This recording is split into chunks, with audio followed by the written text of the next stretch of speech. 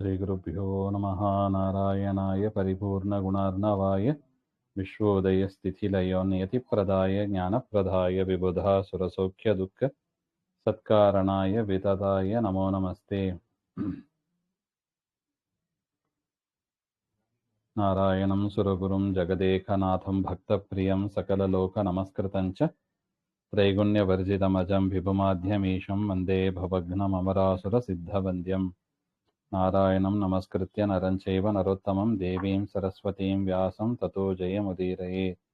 कृष्णाय वासुदेवाय हरये परमात्मने प्रणतः क्लेशनाशाय गोविन्दाय नमो नमः। ಶ್ರೀಗುರುಭ್ಯೋ ನಮಃ. ಶ್ರೀಮನ್ಮಹಾಭಾರತ ತಾತ್ಪರ್ಯ ನಿರ್ಣಯ ದ್ವಿತೀಯೋಧ್ಯಾಯದಲ್ಲಿ 21ನೇ ಶ್ಲೋಕ. ಜ್ಞಾನಾದಯೋ ಗುಣಾ ಯಸ್ಮಾತ್ ಜ್ಞಾಯಂತೆ ಸೂಕ್ಷ್ಮದೃಷ್ಟಿಭಿಃ ತಸ್ಮಾದ್ ಯತ್ರ ಬಲಂ ತತ್ರ ವಿಜ್ಞಾತವ್ಯಾ ಗುಣಾಃ ಪರೇ. ಜ್ಞಾನಾದಯಸ್ತು ಸೂಕ್ಷ್ಮದೃಷ್ಟಿಭಿರೇವ ಜ್ಞಾಯಂತೆ ನತು ಸ್ಥೂಲದೃಷ್ಟಿಭಿಃ ಇತ್ಯತಃ. ಈ ಜ್ಞಾನ ಮುಂತಾದವುಗಳು ಅಂದರೆ ತಾರತಮ್ಯ ದ್ಯೋತಕ ಹೌದು. ಯಾರು ಕ್ಷತ್ರಿಯರಲ್ಲಿ ಯಾರು ಬಲಜ್ಯೇಷ್ಠರೋ ಅವರು ಗುಣಜ್ಯೇಷ್ಠರು, ತಾರತಮ್ಯದಲ್ಲಿ ದೊಡ್ಡವರು ಅಂತ. ಆದರೆ ಜ್ಞಾನವನ್ನೇ ಡೈರೆಕ್ಟ್ ಆಗಿ ಪ್ಯಾರಾಮೀಟರ್ ಆಗಿ ಇಟ್ಟುಕೊಂಡು ತೀರ್ಮಾನ ಮಾಡೋದು ಯಾಕೆ ಮಾಡಬಾರ್ದು ಹಾಗೆಂತ ಪ್ರಶ್ನೆ ಬಂದರೆ, ಜ್ಞಾನ ಮೊದಲಾದವುಗಳು ಸೂಕ್ಷ್ಮ ದೃಷ್ಟಿಭಿರೇವ ಜ್ಞಾಯಂತೆ ಮತ್ತು ಸ್ಥೂಲ ದೃಷ್ಟಿಭಿಃ. ಜ್ಞಾನ ಮುಂತಾದವುಗಳು ಅದು ಎಲ್ಲರಿಗೂ ಎದ್ದು ಕಾಣೋದಿಲ್ಲ. ಯಾಕಂದ್ರೆ ಒಬ್ಬನಲ್ಲಿ ಜ್ಞಾನ ಇದೆಯೋ ಇಲ್ಲವೋ ಅಂತ ಪರೀಕ್ಷೆ ಮಾಡಬೇಕು ಅಂದ್ರೆ ಫಸ್ಟ್ ತನಗೆ ಜ್ಞಾನ ಇರಬೇಕು. ತನಗೆ ಜ್ಞಾನ ಇಲ್ಲ ಅಂದ್ರೆ ಬೇರೆಯವರಲ್ಲಿ ಎಷ್ಟು ಜ್ಞಾನ ಇದೆ ಇಲ್ಲ ಅಂತ ತೀರ್ಮಾನ ಮಾಡ್ಲಿಕ್ಕೆ ಬರೋದಿಲ್ಲ. ಅದರಿಂದ ಜ್ಞಾನ ಇದು ಬಲ ಅಂದ್ರೆ ಹಾಗಿಲ್ಲ. ಇಬ್ಬರು ಯುದ್ಧ ಮಾಡ್ತಾರೆ, ಗೆಲ್ತಾರೆ. ನಮಗೇನು ಯುದ್ಧ ಗೊತ್ತಿರಬೇಕು ಅಂತ ನಿಯಮ ಇಲ್ಲ. ಇಬ್ರು ಯುದ್ಧ ಮಾಡಿದ್ರು, ಗೆದ್ರು, ಇವರು ಬಲಿಷ್ಠರು ಅಂತ ಸಾಮಾನ್ಯರು ಕೂಡ ತಿಳ್ಕೋಬಹುದು. ಆದರೆ ಜ್ಞಾನಾದಿಗಳು ಹಾಗಿಲ್ಲ. ಇವರಲ್ಲಿ ಜ್ಞಾನ ಇದೆಯೋ ಇಲ್ಲವೋ ಅಂತ ನಾವು ಒಂದು ಟೀಚರ್ಸ್ ಮಾಡ್ತಾರೆ ನೋಡಿ, ಅಧ್ಯಾಪಕರು ಹುಡುಗರನ್ನ ಪರೀಕ್ಷೆ ಮಾಡ್ತಾರೆ, ಅವ್ರಿಗೆ ಗೊತ್ತಾಗ್ತದೆ ಇಷ್ಟು ಮಾರ್ಕ್ಸ್ ಅಂತ ಕೊಡ್ತಾರೆ. ಬೇರೆಯವರಿಗೆ ವಿಷಯನೇ ಗೊತ್ತಿರೋದಿಲ್ಲ. ಅದರಿಂದ ಜ್ಞಾನದ ವಿಚಾರದಲ್ಲಿ ಸೂಕ್ಷ್ಮ ದೃಷ್ಟಿ ಬೇಕು, ಸ್ಥೂಲ ದೃಷ್ಟಿ ಇರುವವರಿಗೆ ಅದು ಆಗೋದಿಲ್ಲ ಹಾಗೆ ಅಂತ. ಅದರಿಂದ ಹೇಳ್ತಾ ಇದ್ದಾರೆ,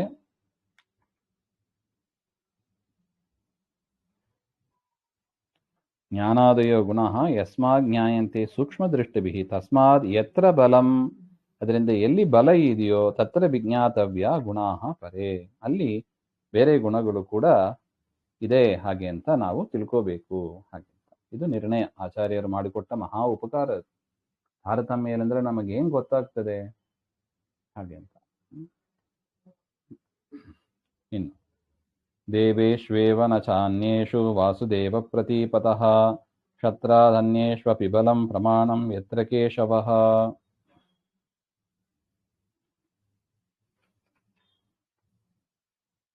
ತತ್ರ ಚ ಪೂರ್ವೋಕ್ತ ವಿಶೇಷಣ ವಿಶಿಷ್ಟಸ್ಯೈವ ಲಿಂಗತ್ವ ನ ಕ್ವಾಪಿ ವ್ಯಭಿಚಾರಃ ಇತ್ಯಭಿಪ್ರೇತ್ಯ ತದ್ಭಕ್ತ್ಯೈವ ಇತ್ಯಾದಿ ವಿವೃಣೋತಿ. ದೇವತೆಗಳಲ್ಲಿ ಒಟ್ಟು ನಿಯಮವನ್ನು ಹೇಳ್ತಾ ಇದ್ದಾರೆ. ದೇವತೆಗಳಲ್ಲಿ ಮಾತ್ರ ಇಟ್ಕೋಬೇಕು, ಬೇರೆಯವರಲ್ಲಿ ಇಟ್ಕೋಬಾರ್ದು. ವಾಸುದೇವ ಪ್ರತೀಪತಃ.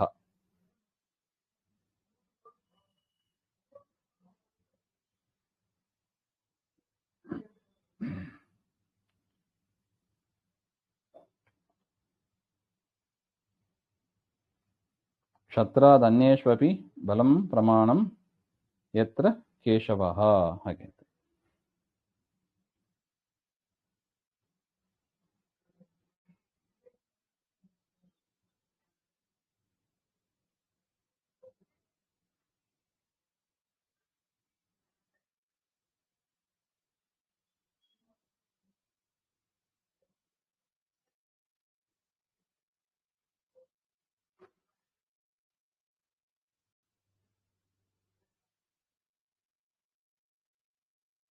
ನೋಡಿ, ಇಲ್ಲಿ ದ್ರೋಣಾದಿ ಬ್ರಾಹ್ಮಣೇಶು, ಕೃಷ್ಣಾವತಾರದಲ್ಲಿ ದ್ರೋಣಾದಿ ಅವೆಲ್ಲ ದೇವತೆಗಳು ಯದ್ಯಪಿ, ದ್ರೋಣಾದಿ ಬ್ರಾಹ್ಮಣೇಶು ಯತ್ರ ಕೃಷ್ಣ ಅವತಾರಾದೋ ಕೇಶವಃ ಪರಮಾತ್ಮ ದುಷ್ಟನಿಧನೆ ಪ್ರವೃತ್ತಃ.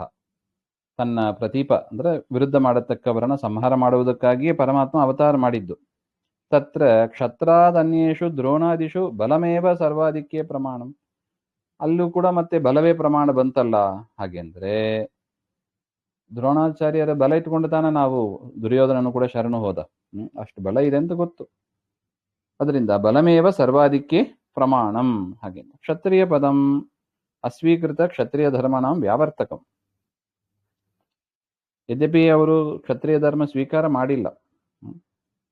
ತೇಷಾಂ ಕ್ಷತ್ರಿಯ ಧರ್ಮ ಸ್ವೀಕಾರ ಕ್ಷತ್ರಿಯ ಪದೇನೈವ ಗ್ರಹಣಂ. ಇದೊಂದು ಅಪವಾದ ಅಂತ ಹೇಳ್ತಾರೆ. ಸಾಮಾನ್ಯ ಬ್ರಾಹ್ಮಣರಲ್ಲಿ ಜ್ಞಾನದಿಂದಲೇ ತಾರತಮ್ಯ. ಆದರೂ ಕೂಡ ದೇವತೆಗಳಾದ್ದರಿಂದ ಕೃಷ್ಣಾವತಾರದಲ್ಲಿ ಕ್ಷತ್ರಿಯರನ್ನು ಬಿಟ್ಟು ಬೇರೆಯವರಾದ ದ್ರೋಣಾದಿಗಳಲ್ಲೂ ಕೂಡ ಬಲವೇ ಸರ್ವಾಧಿಕ್ಯ ಪ್ರಮಾಣಂ, ಬಲವನ್ನು ಇಟ್ಟುಕೊಂಡೇ ದೊಡ್ಡವರು ಅಂತ ತೀರ್ಮಾನ ಮಾಡೋದು ಅಂತ ಹೇಳ್ತಾ ಇದ್ದಾರೆ.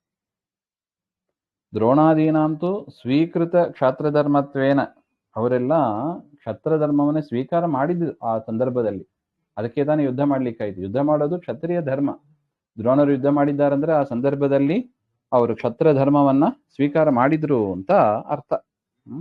ಅದರಿಂದ ಅವರಲ್ಲಿ ಕೂಡ ಬಲವೇ ಬಲಾಧಿಕ್ಯ ಇಟ್ಟುಕೊಂಡೇ ದೊಡ್ಡವರು ಅಂತ ತೀರ್ಮಾನ ಮಾಡೋದು. ಇಲ್ಲಾಂದ್ರೆ ಅವರನ್ನ ಯಾಕೆ ಸೇನಾಪತಿಯಾಗಿ ಮಾಡಬೇಕಾಗಿತ್ತು ದುರ್ಯೋಧನ? ಸೇನಾಪತಿಯಾಗಿ ಮಾಡಬೇಕು ಅಂದ್ರೆ ಬಲಜ್ಯೇಷ್ಠರಾಗಿ ಇರಬೇಕು ಬೇರೆಯವರಿಗಿಂತ. ಇನ್ನು ಪ್ರವೃತ್ತೋ ದುಷ್ಟ ನಿಧನೆ ಜ್ಞಾನ ಕಾರ್ಯೇ ತಥೈವ ಚ ಅನ್ಯತ್ರ ಬ್ರಾಹ್ಮಣಾನಾಂ ತು ಪ್ರಮಾಣಂ ಜ್ಞಾನಮೇವ ಹಿ ಕ್ಷತ್ರಿಯಾನಾಂ ಬಲಂ ಚೈವ ಸರ್ವೇಷಾಂ ವಿಷ್ಣು ಕಾರ್ಯತಾ. ಯದಾ ಜ್ಞಾನ ಕಾರ್ಯೇ ಪ್ರವೃತ್ತಃ ಕ್ಷತ್ರಿಯಾದೋ ಜ್ಞಾನಮಪಿ ಪ್ರಮಾಣಂ ಜ್ಞಾಪಕಂ ಭವತಿ. ಇನ್ನು ಕ್ಷತ್ರಿಯರು ಕೆಲವೊಮ್ಮೆ ಜ್ಞಾನ ಕಾರ್ಯದಲ್ಲಿ ಪ್ರವೃತ್ತರಾಗ್ತಾರೆ. ಜ್ಞಾನ ಕಾರ್ಯದಲ್ಲಿ ಪ್ರವೃತ್ತರಾದಾಗ ಕ್ಷತ್ರಿಯರಲ್ಲೂ ಕೂಡ ಜ್ಞಾನವನ್ನು ಕೂಡ ಪ್ರಮಾಣಂ ಜ್ಞಾಪಕಂ, ಅವರು ಶ್ರೇಷ್ಠರಾಗಿ ಇದ್ದಾರೆ ಅಂತ ಹೇಳಲಿಕ್ಕೆ ಬರುತ್ತದೆ. ಯಾವಾಗ? ಜ್ಞಾನ ಕಾರ್ಯದಲ್ಲಿ ತೊಡಗಿದ್ದಾಗ ಅಂತ. ನಾನು ತರ್ಹಿ ಬ್ರಾಹ್ಮಣೇಶು ಜ್ಞಾನಾಧಿಕಃ ಕ್ಷತ್ರಿಯೇಷು ಬಲಾಧಿಕಃ ಗುಣಾಧಿಕಃ ಇತಿ ವ್ಯವಸ್ಥಾ ಕಾ ಗತಿಃ ಇತ್ಯತಃ ಅನ್ಯತ್ರ. ಹಾಗಿದ್ರೆ ಬ್ರಾಹ್ಮಣರಿಗೆ ಜ್ಞಾನ ಅಧಿಕವಾಗಿದ್ರೆ ಅವರು ದೊಡ್ಡವರು, ಕ್ಷತ್ರಿಯರಲ್ಲಿ ಬಲ ಅಧಿಕವಾಗಿದ್ರೆ ಅವರೇ ಗುಣಾಧಿಕರು ಅಂತ ವ್ಯವಸ್ಥಾ ಮಾಡಿದ್ದಕ್ಕೆ ಏನು ಗತಿ ಹಾಗೆ ಅಂತ ಹೇಳಿದರೆ ಅದಕ್ಕೆ ಹೇಳ್ತಾ ಇದ್ದಾರೆ, ಅನ್ಯತ್ರ ದುಷ್ಟ ಹನನಾಕ್ಯ ಕಾರ್ಯಾದ ಅನ್ಯತ್ರ, ದುಷ್ಟರನ್ನ ಸಂಹಾರ ಮಾಡುವ ಕಾರ್ಯವನ್ನ ಬಿಟ್ಟು ಬೇರೆ ವಿಚಾರ ಬಂದಾಗ ಜ್ಞಾನಮೇವ ಪ್ರಮಾಣಂ ಜ್ಞಾಪಕಂ, ಜ್ಞಾನದಿಂದಲೇ ನಾವು ದೊಡ್ಡವರು ಸಣ್ಣವರು ಅಂತ ತೀರ್ಮಾನ ಮಾಡಬೇಕು. ಅನ್ಯತ್ರ ಜ್ಞಾನ ಕಾರ್ಯಾದ ಅನ್ಯತ್ರ ಅಂತ ಅರ್ಥ. ಕ್ಷತ್ರಿಯಾನಾಂ ಬಲಂ ಪ್ರಮಾಣಂ ಜ್ಞಾಪಕಂ, ಬೇರೆ ಕಡೆ ಎಲ್ಲ ಬಲ, ಕ್ಷತ್ರಿಯರಲ್ಲಿ ಬಲವನ್ನೇ ಇಟ್ಟುಕೊಂಡು ಅದು ತಾರತಮ್ಯವನ್ನು ನಾವು ತೀರ್ಮಾನ ಮಾಡಬೇಕು. ಸರ್ವೇಷಾಂ ಬ್ರಾಹ್ಮಣಾದೀನಾಂ ಬಲಜ್ಞಾನಾದೀನ ಚ ವಿಷ್ಣು ಕಾರ್ಯತ ವಿಷ್ಣೋ ಕಾರ್ಯಂ ಏಭ್ಯ ತಸ್ಯ ಭಾವ ಜ್ಞೇಯ. ಅದು ಬಲ ಇರಲಿ ಜ್ಞಾನ ಇರಲಿ, ಅದೇನಾಗಿರ್ಬೇಕು? ವಿಷ್ಣುವಿನ ಸೇವೆಯಲ್ಲಿ ಅಂಗ ಆಗಿರ್ಬೇಕು. ವಿಷ್ಣುವಿನ ಸೇವೆ ಅಂಗ ಆಗಿಲ್ಲ ಅಂದ್ರೆ ಆ ಜ್ಞಾನವೂ ಉಪಯೋಗ ಇಲ್ಲ, ಆ ಬಲವೂ ಉಪಯೋಗ ಇಲ್ಲ ಹಾಗೆ ಅಂತ. ಅದನ್ನು ಕೂಡ ಇಟ್ಕೋಬೇಕು ಅಂತ ಹೇಳ್ತಾ ಇದ್ದಾರೆ. ವಿಷ್ಣು ಪ್ರಿಯ ಕಾರ್ಯನಿಷ್ಠತಾ ಅವಶ್ಯಕಿ ಇತ್ಯರ್ಥ ಅಂತ ಬರೀತಾರೆ ನೋಡಿ. ವಿಷ್ಣುವಿಗೆ ಪ್ರಿಯವಾದ ಕಾರ್ಯದಲ್ಲಿ ತಮ್ಮ ಬಲವನ್ನೋ ತಮ್ಮ ಜ್ಞಾನವನ್ನೋ ಅವರು ಬಳಸಬೇಕು ಹಾಗೆ ಅಂತ, ಬೇರೆಯವರ ಸೇವೆ ಮಾಡೋದಕ್ಕೆ ಅಲ್ಲ ಹಾಗೆ ಅಂತ. ಅದರಿಂದ ಎಷ್ಟೇ ಲೌಕಿಕ ಜ್ಞಾನ ಇರ್ಬೋದು, ಎಷ್ಟೇ ಲೌಕಿಕ ಬಲ ಇರ್ಬೋದು, ಅದೇನಾಗಿರ್ಬೇಕು? ವಿಷ್ಣು ಪ್ರೀತಿಗಾಗಿ ಅವುಗಳನ್ನ ನಾವು ಬಳಸಬೇಕು. ಆ ಬಲಜ್ಞಾನವನ್ನ ಅದು ನೋಡಿ ಸಂಕಲ್ಪ ಅದಕ್ಕೆ ಹೇಳೋದು, ವಿಷ್ಣು ಲಕ್ಷ್ಮೀನಾರಾಯಣ ಪ್ರೇರಣೆಯ ಲಕ್ಷ್ಮೀನಾರಾಯಣ ಪ್ರೀತ್ಯರ್ಥಂ ಅಂತ ಹೇಳಿ ನಾವು ಆ ಜ್ಞಾನವನ್ನ ಬಲವನ್ನ ಬಳಸಿದ್ರೆ ಆಗ ಅದು ತಾರತಮ್ಯಕ್ಕೆ ಉಪಯೋಗವಾಗುತ್ತದೆ ಅಂತ ಅರ್ಥ. ವಿಷ್ಣು ಕಾರ್ಯ ಆಗಿಲ್ಲ ಹಾಗೆ ಅಂದರೆ ಅದು ಗಣನೆಗೆ ತೆಗೆದುಕೊಳ್ಳಿಕ್ಕೆ ಬರೋದಿಲ್ಲ ಅಂತ.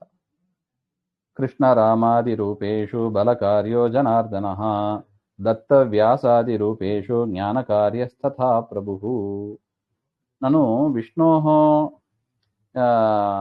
ಕೇಶು ಅವತಾರೇಶು ಬಲಕಾರ್ಯ ಪ್ರವೃತ್ತ ಕೇಶು ಜ್ಞಾನ ಕಾರ್ಯೇ. ಪರಮಾತ್ಮ ಅನೇಕ ಅವತಾರಗಳನ್ನ ತಾಳಿದ್ದಾನೆ. ಯಾವ ಅವತಾರದಲ್ಲಿ ಬಲ ಕಾರ್ಯವನ್ನ ಮಾಡಿದ್ದಾನೆ, ಯಾವ ಅವತಾರದಲ್ಲಿ ಜ್ಞಾನ ಕಾರ್ಯವನ್ನ ಪ್ರಧಾನವಾಗಿ ಇಟ್ಟುಕೊಂಡಿದ್ದಾನೆ ಹಾಗೆಂತ ಹೇಳಿದ್ರೆ ಅದಕ್ಕೆ ಹೇಳ್ತಾ ಇದ್ದಾರೆ ಕೃಷ್ಣರಾಮಾದಿ ರೂಪೇಶು ಹಾಗೆಂತ. ಕೃಷ್ಣ ರಾಮ ಆದಿಪದದಿಂದ ನರಸಿಂಹ ಮುಂತಾದ ರೂಪದಲ್ಲಿ ಪರಮಾತ್ಮ ಬಲಸ್ಯ ಕಾರ್ಯಸ್ಯ ಅಂದ್ರೆ ದುಷ್ಟರ ಸಂಹಾರವನ್ನ ಮಾಡುವ ಕ್ರಿಯೆಯಲ್ಲಿ ಪರಮಾತ್ಮ ತೊಡಗಿದ್ದಾನೆ ಅಂತ ಹೇಳ್ತಾರೆ. ಕೃಷ್ಣರಾಮಾದಿ ರೂಪೇಶು ಬಲ ಕಾರ್ಯವನ್ನ ಪರಮಾತ್ಮ ಪ್ರದರ್ಶನ ಮಾಡಿದ್ದು. ಇನ್ನು ದತ್ತವ್ಯಾಸಾದಿ ದತ್ತಾತ್ರೇಯ ಅಂತ ಹೇಳ್ತೀವಲ್ಲ, ವ್ಯಾಸ ಆದಿಪದದಿಂದ ಕಪಿಲ ಮುಂತಾದ ಕಪಿಲ ವೃಷಭ ಇವೇ ಮೊದಲಾದ ರೂಪದಿಂದ ಜ್ಞಾನಮೇವ ಕಾರ್ಯಂ ಯಸ್ಯ ಪರಮಾತ್ಮ ಜ್ಞಾನ ಕಾರ್ಯದಲ್ಲಿ ತಮ್ಮನ್ನು ತೊಡಗಿಸಿಕೊಂಡಿದ್ದಾನೆ ಹಾಗೆಂತ. ಜ್ಞಾನ ಕಾರ್ಯಕ್ಕೆ ಪ್ರಾಶಸ್ತ್ಯವನ್ನು ಕೊಟ್ಟು ಅದರಲ್ಲಿ ಮಾಡಿರೋದು ಅಂತ ಅರ್ಥ. ಅದರಿಂದ ಸಮಾಜದ ರಕ್ಷಣೆಗೆ ಎರಡೂ ಬೇಕು, ಜ್ಞಾನ ಬಲವೂ ಬೇಕು, ಸೈನ್ಯದ ಬಲವೂ ಬೇಕು ಹಾಗೆ ಅಂತ. ಮತ್ಸ್ಯ ಕೂರ್ಮ ವರಾಹಶ್ಚ ಸಿಂಹ ವಾಮನ ಭಾರ್ಗವಾಹ ರಾಘವ ಕೃಷ್ಣ ಬುದ್ಧೌ ಚ ಕೃಷ್ಣದ್ವೈಪಾಯನಸ್ತಥಾ ಕಪಿಲೋ ದತ್ತ ವೃಷಭೌ ಶಿಂಶುಮಾರೋ ರುಚೇಸುತಃ ನಾರಾಯಣೋ ಹರಿಕೃಷ್ಣಃ ತಾಪಸೋ ಮನುರೇವ ಚ ಮಹಿದಾಸಸ್ತಥಾ ಹಂಸಃ ಸ್ತ್ರೀರೂಪೋ ಹಯಶೀರ್ಷವಾನ್ ತಥೈವ ಬಡವಾ ವಕ್ತ್ರಃ ಕಲ್ಕಿ ಧನ್ವಂತರಿ ಪ್ರಭುಃ ಇತ್ಯಾದ್ಯಾಃ ಕೇವಲೋ ವಿಷ್ಣುಃ ನೈಷಾಂ ಭೇದಃ ಕಥಂಚನ ನ ವಿಶೇಷೋ ಗುಣೈ ಸರ್ವೈಃ ಬಲಜ್ಞಾನಾದಿಭಿಃ ಕ್ವಚಿತ್. ನೋಡಿ, ಮುಖ್ಯವಾದ ಒಂದು ವಿಚಾರವನ್ನ ಆಚಾರ್ಯರು ತಿಳಿಸಿಕೊಡ್ತಾ ಇದ್ದಾರೆ. ಪರಮಾತ್ಮನ ರೂಪಗಳು ನೋಡಿದ್ರೆ ಏನೋ ಕೃಷ್ಣರಾಮದಲ್ಲಿ ಬಲ ಕಾರ್ಯ ಜಾಸ್ತಿ ಇದೆ, ಕಪಿಲ ವ್ಯಾಸ ಇವುಗಳಲ್ಲಿ ಜ್ಞಾನ ಕಾರ್ಯ ಮಾಡಿದ್ದಾನೆ ಅಂತ ಹೇಳಿದ್ರು. ಹಾಗಾದ್ರೆ ಪರಮಾತ್ಮನ ರೂಪಗಳಲ್ಲಿ ವ್ಯತ್ಯಾಸ ಇದೆಯಾ? ಕೆಲವು ರೂಪಗಳಿಗೆ ಬಲ ಜಾಸ್ತಿ ಇದೆ, ಕೆಲವು ರೂಪಗಳಿಗೆ ಜ್ಞಾನ ಜಾಸ್ತಿ ಇದೆ, ಹಾಗೆ ಅಂತೆಲ್ಲ ಅರ್ಥ ಮಾಡ್ಲಿಕ್ಕೆ ಬರ್ತದ? ಹಾಗೆಂದ್ರೆ ಅದಕ್ಕೆ ಆಚಾರ್ಯರು ಹೇಳ್ತಾರೆ, ಮತ್ಸ್ಯ ಕೂರ್ಮ ವರಾಹ ಸಿಂಹ ಅಂದ್ರೆ ನರಸಿಂಹ, ವಾಮನ ಭಾರ್ಗವ ಅಂದ್ರೆ ಪರಶುರಾಮ, ರಾಘವ ಕೃಷ್ಣ ಬುದ್ಧ ಮತ್ತು ಕೃಷ್ಣದ್ವೈಪಾಯನ ಅಂದ್ರೆ ವೇದವ್ಯಾಸರು ಇವೇ ಮೊದಲಾದ ರೂಪಗಳು, ಕಪಿಲ ದತ್ತಾತ್ರೇಯ ಋಷಭನಾಮಕ ಪರಮಾತ್ಮ, ಶಿಂಶುಮಾರ ರುಚೇಸುತಃ ಅಂದರೆ ಯಜ್ಞನಾಮಕ ಪರಮಾತ್ಮ, ನಾರಾಯಣ ಹರಿ ಕೃಷ್ಣ ಹಾಗೆ ಅಂತ ಧರ್ಮನ ಮಕ್ಕಳು, ಮನು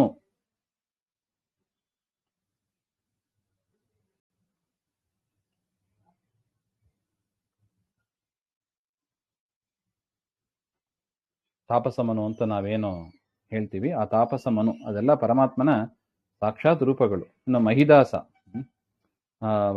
ತಥಾ ಹಂಸಃ ಹಂಸನಾಮಕ ಪರಮಾತ್ಮ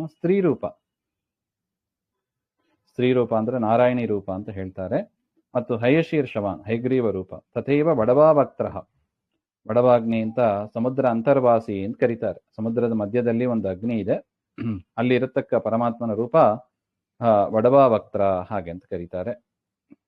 ಅದೇ ತರ ಧನ್ವಂತರಿ ಇವೇ ಮೊದಲಾದ ಪರಮಾತ್ಮನ ರೂಪಗಳು. ಇತ್ಯಾದ್ಯಾಹ ಕೇವಲೋ ವಿಷ್ಣು, ಇದೆಲ್ಲವೂ ಕೂಡ ವಿಷ್ಣುವಿನ ರೂಪವೇ, ಕೇವಲ ವಿಷ್ಣುವಿನ ರೂಪ ಅಂದ್ರೆ ಅಂಶ ಇತ್ಯಾದಿಗಳು ಇಲ್ಲ, ಸಾಕ್ಷಾತ್ತಾಗಿ ಪರಮಾತ್ಮನ ಸ್ವರೂಪಾಂಶಗಳು. ನೈಷಾಂ ಭೇದ ಕಥಂಚನ, ಈ ರೂಪಗಳಲ್ಲಿ ಪರಸ್ಪರ ಭೇದ ಅಥವಾ ಭೇದ ಯಾವುದು ಕೂಡ ಇಲ್ಲ ಹಾಗೆ.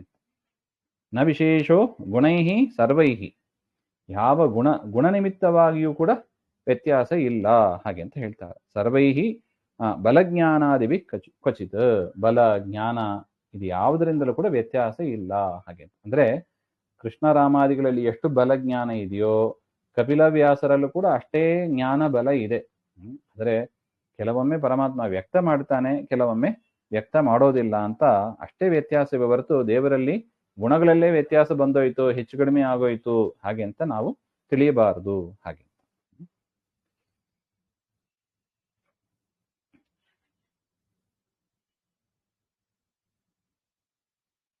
ಶ್ರೀ ಬ್ರಹ್ಮರುದ್ರೋ ಶೇಷಶ್ಚ ವೀಂದ್ರೇಂದ್ರೌ ಕಾಮ ಏವ ಚ ಕಾಮಪುತ್ರೋ ಅನಿರುದ್ಧಶ್ಚ ಸೂರ್ಯಶ್ಚಂದ್ರೋ ಬೃಹಸ್ಪತಿಃ ಧರ್ಮ ಯೇಷಾಂ ತಥಾ ಭಾರ್ಯ ದಕ್ಷಾದ್ಯಾ ಮನವಸ್ತಥಾ ಮನುಪುತ್ರಾಶ್ಚ ಋಷಯಃ ನಾರದಃ ಪರ್ವತಸ್ಥತಾ ಕಶ್ಯಪಃ ಸನಕಾದ್ಯಾಶ್ಚ ಬ್ರಹ್ಮಾದ್ಯಾಶ್ಚೈವ ದೇವತಾಃ ಭರತಃ ವೀರ್ಯಶ್ಚ ಮೈನ್ಯಾದ್ಯಾಶ್ಚಕ್ರವರ್ತಿನಃ ಗಯಶ್ಚ ಲಕ್ಷ್ಮಣಾದ್ಯಾಶ್ಚ ತ್ರಯೋ ರೋಹಿಣಿ ನಂದನಃ ಪ್ರದ್ಯುಮ್ನೋ ರುಕ್ಮಿಣೇಯಶ್ಚ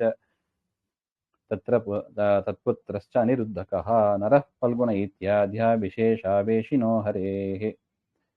ಇನ್ನು ಪರಮಾತ್ಮನ ಆವೇಶ ಇರತಕ್ಕ ರೂಪಗಳು ಯಾವುದು ಅಂತ ಹೇಳ್ತಾರೆ. ಅಲ್ಲಿ ಶ್ರೀ ಬ್ರಹ್ಮರುದ್ರದಿಂದ ಶುರುವಾಗ್ತದೆ. ಅದನ್ನ ಮತ್ತೆ ನೋಡೋಣ. ಶ್ರೀಮಧ್ವಾಂತರ್ಗತ ಶ್ರೀಕೃಷ್ಣ ಅರ್ಪಣಮಸ್ತು. ಶ್ರೀಹರೇ ನಮಃ.